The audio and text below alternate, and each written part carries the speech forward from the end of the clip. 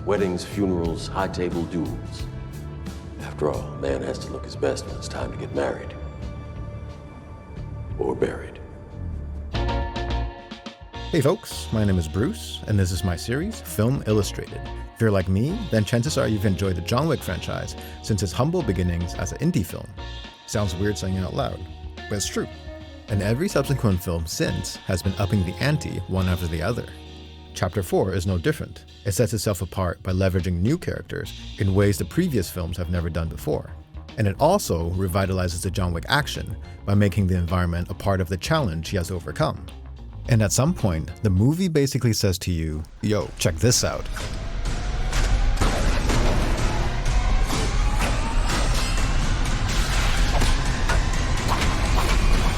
And turns everything up to 11. In Chapter 4, instead of having just another assassin who's out to kill John, the film intertwines these characters' pasts by making them old friends, creating a conflict that has more depth than the previous films. I missed you, John. It's so good to sit with a friend. Donnie Yen plays Kane, a blind assassin forced out of retirement and pitted against John. The agreement with the table stays the same. We give you a name, you give us a life. Or we take one. And with Marquis de Gramont threatening his daughter's life, he's compelled to complete his task.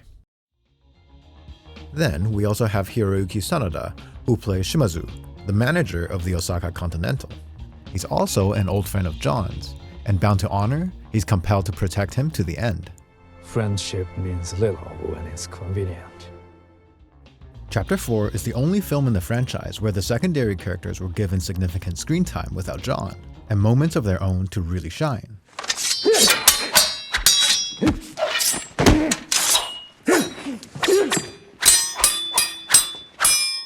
In terms of choreography, Chapter 4 also leverages the experience of the other performers much more as well. There's no doubt over the decades, Keanu has cemented himself as an action superstar, but there's something that just can't be beat when you have a performer that's been practicing martial arts throughout their entire life. I mean, just look at this. Donnie Yen is 59. In other sequences where John is fighting new opponents, he ultimately wins, but for the most part, he's getting his butt kicked. Look at this sequence with Killa. It not only sells how skilled his new enemies are, but also allows the stunt performer Scott Adkins to do his thing without holding back. As an aside, I also love that this character is a nod to Sammo Hung. He's someone who didn't necessarily have the physique of a typical action hero, but he certainly stood alongside Donnie Yen and Jackie Chan in the old-school Hong Kong martial arts films. Remember when I said, at some point the movie turns everything up to 11? The action of the last third of the film is unlike anything else in the franchise.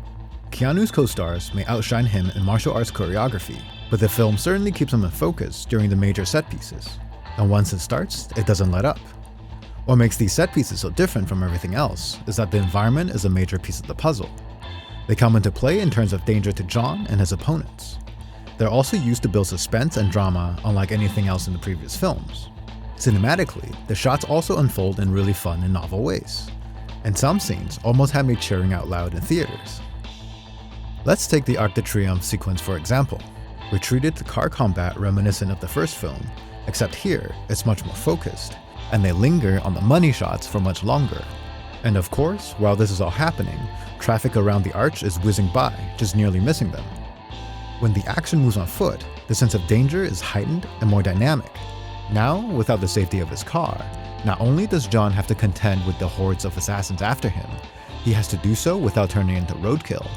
The traffic in this roundabout not only becomes a threat for him, but it also becomes a weapon as well. There's so much going on in this sequence alone.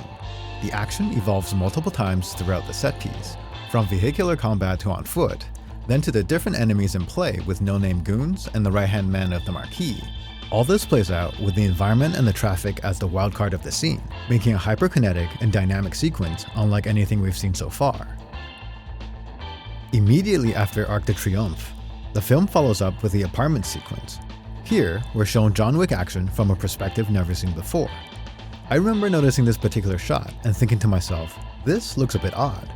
Usually the action is shot from a much lower angle with a narrower field of view. Then this happens. And for the next 2 minutes, John Wick Chapter 4 turns into Hotline Miami. By shooting the action this way, it trades the difficulty of the hand-to-hand choreography for the precision staging of a one-er. It alleviates the physical demands of a typical John Wick fight sequence, while still able to show us something fresh and unexpected. In another video, I had talked about how one-ers are usually shot, and the immersive feeling it can convey. Here, it's used in the exact opposite way, and to great effect. We're no longer seeing action from John's perspective. It also strips away any sense of regular reality or immersiveness. Instead, what we have is the omnipotent view of the apartment. This sequence doubles down on the fun and literally shows us more of everything. It's also just such a great way to differentiate itself from the myriad of other action one-ers out there. Because of the camera angle, both John and his opponents are now on the same visual plane, and it can be a little difficult to tell everyone apart. But this is where the incendiary rounds come into play.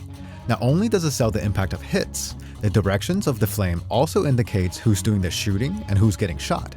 It's both a flashy new toy, and it's also something that aids in the visual storytelling as well. The camera moves here are also serving double duty. It simply tracks John's path of destruction through the apartment, but it's the smoothness that makes the action pop. Without any conventional framing to direct your attention, it's the franticness of the characters juxtaposed with the smoothness of the camera that pulls your eyes towards the action. There are no camera shakes necessary to sell the hits, nor zooms to tell us where to look.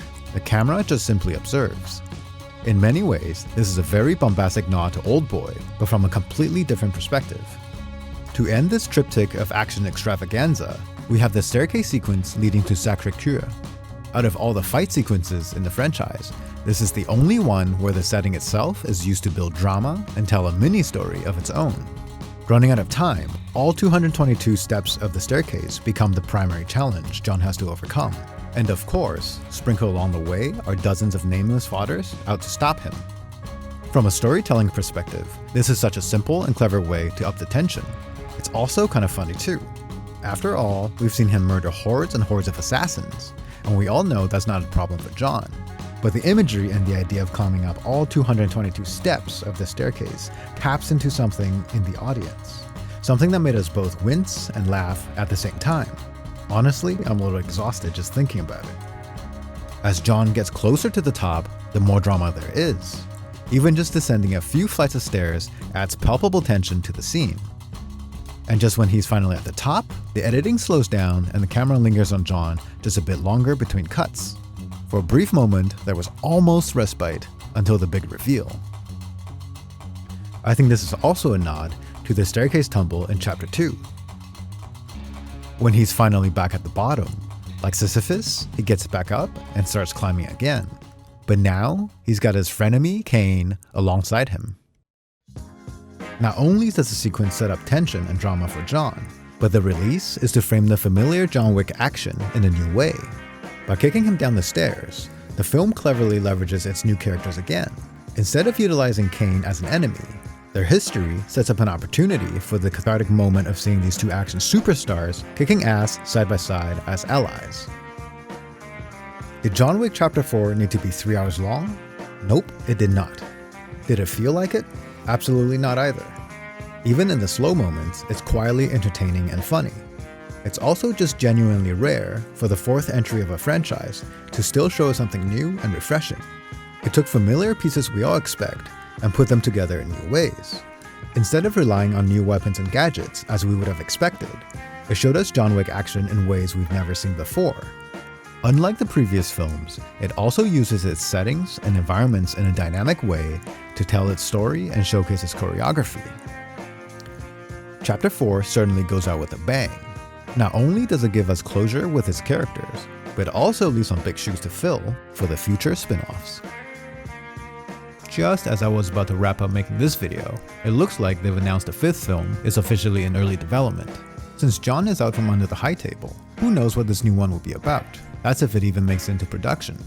Story contrivances aside, the more important question is probably, how would they even top himself after this one?